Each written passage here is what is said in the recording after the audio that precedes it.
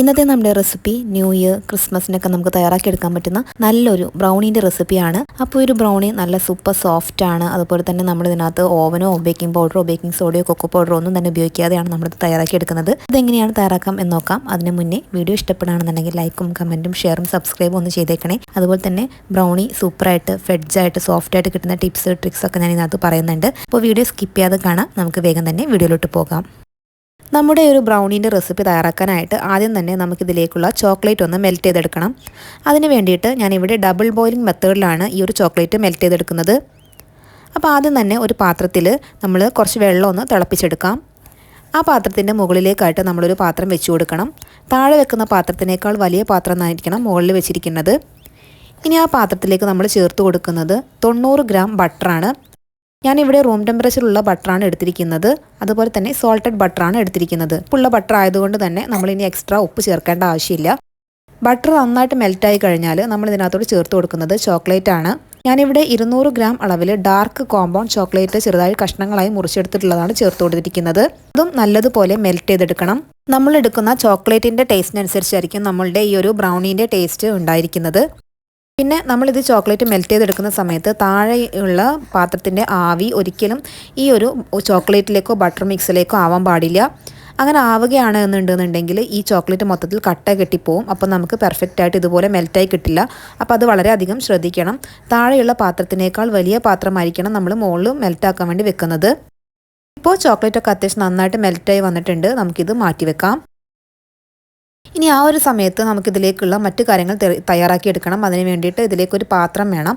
അപ്പോൾ ആ പാത്രം ഞാനിപ്പോൾ ഇവിടെ ലോഫ് പാൻ ആണ് എടുത്തിരിക്കുന്നത്. ഇതിനകത്താണ് നമ്മൾ ബ്രൗണി തയ്യാറാക്കിയെടുക്കുന്നത്. നിങ്ങൾക്ക് ഏത് പാത്രം വേണമെങ്കിലും ഉപയോഗിക്കാവുന്നതാണ്. നമ്മൾ സാധാരണ വട്ടത്തിലുള്ള കേക്കിൻ്റെ പാത്രം ആയാലും അതുപോലെ തന്നെ ചുറ്റുപാത്രം ഉണ്ടല്ലോ, അതൊക്കെ ആയാലും കുഴപ്പമില്ല. ആദ്യം തന്നെ അതൊന്ന് ബട്ടർ നന്നായിട്ടൊന്ന് തേച്ച് കൊടുക്കാം. എന്നിട്ട് നമുക്ക് അതിൻ്റെ മുറത്തേക്ക് ബട്ടർ പേപ്പർ വെച്ച് കൊടുക്കണം.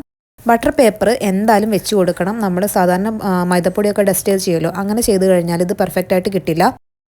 അത് തന്നെ ചെയ്തിട്ട് നമുക്കിത് മാറ്റി വെക്കാം. ഇനി നമുക്ക് അടുത്തതായിട്ട് നമുക്കിതിലേക്ക് ചെയ്യേണ്ടത് ഇതിലേക്കുള്ള ബാറ്റർ തയ്യാറാക്കിയെടുക്കണം. അതിന് വേണ്ടിയിട്ട് ഞാനിവിടെ വലിയൊരു മിക്സിംഗ് ബൗൾ തന്നെ എടുത്തിട്ടുണ്ട്. അതിലേക്ക് 3 മുട്ടയാണ് ചേർത്ത് കൊടുക്കുന്നത്. ഇനി അതിലേക്ക് നമ്മൾ ചേർത്ത് കൊടുക്കുന്നത് വാനില എസൻസ് ആണ്. ഇനി നമ്മളിതിലേക്ക് ചേർത്ത് കൊടുക്കുന്ന ഒരു പ്രധാനപ്പെട്ട ചേരുവ എന്ന് പറയുന്നത് ശർക്കര പൊടിച്ചതാണ്. ഞാനിവിടെ അരക്കപ്പ് ശർക്കര, അതായത് ഓർഗാനിക് ജാഗ്രി പൗഡറാണ് എടുത്തിട്ടുള്ളത്. അതുകൊണ്ട് തന്നെ മധുരം നല്ല കുറവാണ്. ഓർഗാനിക് ആയതുകൊണ്ട് തന്നെ മധുരം കുറച്ച് കൂടുതലായിട്ട് തന്നെ ചേർക്കണം. അതുകൊണ്ട് ഞാൻ അരക്കപ്പ് പൊടിച്ച ശർക്കരയാണ് ചേർത്തിട്ടുള്ളത്. ഇനി ഇതിലേക്ക് നമ്മൾ ചേർത്ത് കൊടുക്കുന്നത് 1/4 കപ്പ് അളവിൽ ഗ്രാനുലേറ്റഡ് ഷുഗറാണ്. നമ്മൾ സാധാ ഷുഗറാണ് എടുത്തിട്ടുള്ളത്. നമ്മളൊരു വിസ്ക് ഉപയോഗിച്ചാണ് ഇത് മിക്സ് ചെയ്ത് കൊടുക്കുന്നത്. നിങ്ങൾക്ക് വേണമെങ്കിൽ ബീറ്ററും ഉപയോഗിക്കാവുന്നതാണ്. ബീറ്റർ ഉപയോഗിച്ചാൽ പെട്ടെന്ന് തന്നെ മിക്സായി കിട്ടും. പക്ഷേ ബീറ്റർ ഉപയോഗിച്ച് കഴിയുമ്പോൾ ചിലപ്പം പെട്ടെന്ന് ഓവർ മിക്സായി പോകാനുള്ള സാധ്യതകളുണ്ട്. ഓവറായിട്ട് ബീറ്റ് ചെയ്ത് കഴിഞ്ഞിട്ടുണ്ടെന്നുണ്ടെങ്കിൽ ഈ ഒരു നമ്മൾ കിട്ടുന്ന ബ്രൗണീൻ്റെ ടെക്സ്ചർ മാറിപ്പോകാൻ ചാൻസ് ഉണ്ട്.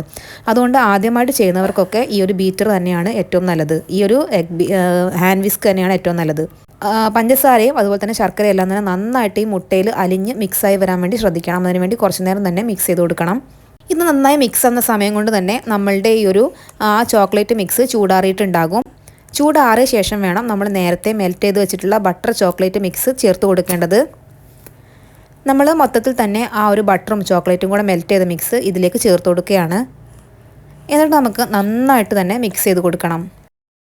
ഈ ഒരു ബട്ടറും ചോക്ലേറ്റും മുട്ടയും അതുപോലെ തന്നെ നമ്മൾ ചേർത്തിട്ടുള്ള എല്ലാ ചേരുവകളും നല്ലതുപോലെ മിക്സ് ചെയ്ത് വരണം. നന്നായി മിക്സ് ചെയ്ത് വന്നു കഴിയുമ്പോഴാണ് ആ പെർഫെക്റ്റ് ടേസ്റ്റ് കിട്ടുക, ടെക്സ്ചറും കിട്ടുക. അതുകൊണ്ട് അത്യാവശ്യം നല്ലതുപോലെ മിക്സിങ് ഇതിൽ ചെയ്യേണ്ടതായിട്ടുണ്ട്. നമ്മൾ കേക്ക് തയ്യാറാക്കുമ്പോൾ ഒരുപാട് മിക്സിങ് ആവശ്യം വരുന്നില്ല. എന്നാൽ ബ്രൗണി ഉണ്ടാക്കുമ്പോൾ അത്യാവശ്യം നല്ലതുപോലെ മിക്സ് ചെയ്തെടുക്കുമ്പോഴാണ് ആ ടെക്സ്ചറിലേക്ക് വരുന്നത്. ഇത് നന്നായിട്ട് മിക്സായി കഴിഞ്ഞ് കഴിഞ്ഞാൽ നമ്മളിനി ഇതിനകത്തോട് ചേർത്ത് കൊടുക്കുന്നത് മൈദപ്പൊടിയാണ്. അപ്പോൾ ഞാനിപ്പോൾ ഇവിടെ 1/2 കപ്പ് മൈദപ്പൊടിയാണ് ചേർത്ത് കൊടുക്കുന്നത്. അത് നമുക്ക് മൊത്തത്തിൽ തന്നെ ഞാൻ ചേർത്ത് കൊടുക്കുകയാണ്. എന്നിട്ട് നമുക്ക് നന്നായിട്ട് മിക്സ് ചെയ്തെടുക്കണം. മൈദപ്പൊടിയും അതുപോലെ തന്നെ കൊക്കോ പൗഡറും കൂടെ ഒരുമിച്ച് മിക്സ് ചെയ്ത് കൊടുക്കുക. അതായത് കൊക്കോ പൗഡറും കൂടെ ചേർത്ത് കൊടുക്കാം. അപ്പം അതായത് 1/2 കപ്പിന് പകരം അതിൻ്റെ പകുതിയായിട്ട് കൊക്കോ പൗഡറും പകുതിയായിട്ട് മൈദപ്പൊടിയും ചേർത്ത് മിക്സ് ചെയ്താലും കുഴപ്പമില്ല. ഞാനിപ്പോൾ അത്യാവശ്യത്തിന് ചോക്ലേറ്റ് ചേർത്തത് കൊണ്ടാണ് ഞാൻ കൊക്കോ പൗഡർ ചേർക്കാതിരുന്നത്. നന്നായിട്ട് മിക്സ് ചെയ്ത് കൊടുക്കാം. അത്യാവശ്യം നല്ലതുപോലെ തന്നെ മിക്സ് ചെയ്ത് കൊടുക്കണം. നമ്മൾ കേക്ക് ഉണ്ടാക്കുന്ന സമയത്ത് ബാറ്റർ ഇത്രയും മിക്സ് ചെയ്യേണ്ട ആവശ്യമില്ല. പക്ഷേ നമ്മൾ ബ്രൗണി ഉണ്ടാക്കുമ്പോൾ അത്യാവശ്യം നല്ലതുപോലെ മിക്സ് ചെയ്ത് കൊടുക്കണം. അതുപോലെ തന്നെ തയ്യാറാക്കിയ മാവ് കുറച്ച് നേരം റെസ്റ്റ് ചെയ്യാൻ വേണ്ടിയിട്ട് മാറ്റി വെക്കണം. ഇപ്പോൾ നമ്മൾ നന്നായിട്ടൊന്ന് ഈ ഒരു ബാറ്റർ നന്നായിട്ട് ഇങ്ങനെ മിക്സായി വന്നിട്ടുണ്ട്. ഇനി ഞാൻ ഇതിലേക്ക് കുറച്ച് ചോക്ലേറ്റ് നേരത്തെ ഉണ്ടായിരുന്നത് കുറച്ച് കട്ട് ചെയ്ത് വെച്ചിട്ടുണ്ട്, അത് ഇതിലേക്ക് ഇട്ട് കൊടുക്കുകയാണ്. എന്തിനാന്ന് പറഞ്ഞു കഴിഞ്ഞാൽ ഇത് ബേക്കായി വരുമ്പോൾ നമ്മുടെ ഈ ഒരു ചോക്ലേറ്റ് മെൽറ്റായിട്ട് ഉള്ളിലൊക്കെ നല്ല മെൽറ്റായിട്ടുണ്ടാവും, അതിന് വേണ്ടിയിട്ടാണ്. അപ്പോൾ നമ്മുടെ ബാറ്റർ റെഡി ആയിട്ടുണ്ട്. ഈ ബാറ്റർ നമുക്കൊരു 5 മിനിറ്റ് ഒന്ന് റെസ്റ്റ് ചെയ്യാൻ വേണ്ടിയിട്ട് മാറ്റി വെക്കണം. 5 മിനിറ്റ് കഴിഞ്ഞാൽ നമ്മൾ എന്ത് ചെയ്യാന്ന് വെച്ച് കഴിഞ്ഞാൽ നമ്മൾ തയ്യാറാക്കി വെച്ചിട്ടുള്ള പാത്രത്തിലേക്ക് ഒഴിച്ചു കൊടുക്കുകയാണ്. അപ്പോൾ ഞാൻ പകുതി ഒഴിച്ചു കൊടുക്കുകയാണ്, ബാക്കി പകുതി ഞാൻ വേറൊരു പാത്രത്തിലും കൂടെ തയ്യാറാക്കി കാണിക്കുന്നുണ്ട്. അപ്പോൾ ഞാൻ പകുതി ഒഴിച്ചു കൊടുത്തിട്ടുണ്ട്. ഇനി അതിൻ്റെ മുകളിലേക്ക് ഞാൻ കുറച്ച് ഡെക്കറേഷനൊക്കെ വേണ്ടിയിട്ട്, അതുപോലെ തന്നെ കുറച്ച് എക്സ്ട്രാ ടേസ്റ്റിനും വേണ്ടിയിട്ട് കുറച്ച് വൈറ്റ് ചോക്ലേറ്റ് എടുത്തിട്ടുണ്ട്. വൈറ്റ് ചോക്ലേറ്റ് അല്ല, മിൽക്ക് ചോക്ലേറ്റ് ആണ് എടുത്തിരിക്കുന്നത്. അതിങ്ങനെ ഇട്ട് കൊടുത്തിട്ടുണ്ട്. അതുപോലെ തന്നെ കുറച്ച് വാൽനട്ട് ഇങ്ങനെ ക്രഷ് ചെയ്തിട്ടുണ്ട്. അതുപോലെ തന്നെ കുറച്ച് ആൽമണ്ട്സും കൂടി ഇട്ട് കൊടുത്തിട്ടുണ്ട്. അതൊക്കെ ഓപ്ഷണലാണ്, നിങ്ങൾക്ക് ഇഷ്ടമുള്ളത് ചേർത്ത് കൊടുക്കാവുന്നതാണ്. പിന്നെ ബ്രൗണിക്ക് ഈ വാൽനട്ട് വരുമ്പോൾ നല്ലൊരു ടേസ്റ്റായിട്ട് ഫീൽ ചെയ്തിട്ടുണ്ട്. ഡാർക്ക് ചോക്ലേറ്റ് മാത്രമായിട്ടും അല്ലെങ്കിൽ വൈറ്റ് ചോക്ലേറ്റ് മാത്രമായിട്ടും മുകളിൽ ചേർത്ത് കൊടുക്കാവുന്നതാണ്. അത് നിങ്ങളുടെ ഇഷ്ടത്തിനനുസരിച്ച് അങ്ങോട്ടും ഇങ്ങോട്ടും അഡ്ജസ്റ്റ് ആക്കാവുന്നതാണ്. ഇതിനകത്ത് ചേർത്തിരിക്കുന്ന ചേരുവകളുടെ അളവും കാര്യങ്ങളെല്ലാം തന്നെ ഞാൻ താഴെ ഡിസ്ക്രിപ്ഷൻ ബോക്സിൽ കറക്റ്റായിട്ട് കൊടുത്തിട്ടുണ്ട്. നിങ്ങൾ അത് നോക്കി ചെയ്യാവുന്നതാണ്. ഇനി നമുക്ക് ബേക്ക് ചെയ്തെടുക്കണം. അതിന് വേണ്ടിയിട്ട് നേരത്തെ പ്രീ ഹീറ്റ് ചെയ്തിട്ടുള്ള പാത്രമാണ്. അതിൻ്റെ മുകളിലേക്ക് ഒരു തട്ട് വെച്ച് കൊടുത്തിട്ട് അതിലേക്ക് നമ്മൾ ഈ പാത്രം ഇറക്കി വെച്ചിട്ട് പാത്രം അടച്ചു വെച്ചിട്ട് ലോ ഫ്ലെയിമിൽ 30 മിനിറ്റ് 45 മിനിറ്റ് വരെ ബേക്ക് ചെയ്തെടുക്കാം. ഇപ്പോൾ ഒരു 30 മിനിറ്റ് കഴിഞ്ഞപ്പോൾ തന്നെ അത്യാവശ്യം നന്നായിട്ട് തന്നെ ബേക്കായി വന്നിട്ടുണ്ട്.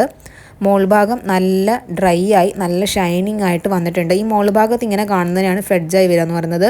മോൾ ഭാഗം നല്ല ഡ്രൈ ആയിട്ട് ഷൈനിങ് ആയിട്ട് നിൽക്കും. അതിനാണ് നമ്മൾ ഫ്രെഡ്ജ് എന്ന് പറയുന്നത്. ഇതുപോലെ പെർഫെക്റ്റ് ആയിട്ട് വരണം. ഇനി ഇത് നമുക്ക് ഈ മോളിൽ നിന്ന് മാറ്റിയിട്ട് ഇതൊന്ന് തണുക്കാൻ വേണ്ടി മാറ്റി വയ്ക്കാം. നല്ലോണം തണുത്ത് റൂം ടെമ്പറേച്ചറിലായതിനു ശേഷം മാത്രമാണ് നമ്മളിത് കട്ട് ചെയ്തെടുക്കേണ്ടത്. അപ്പോൾ അതിന് വേണ്ടിയിട്ട് നമുക്ക് വെയിറ്റ് ചെയ്യാം.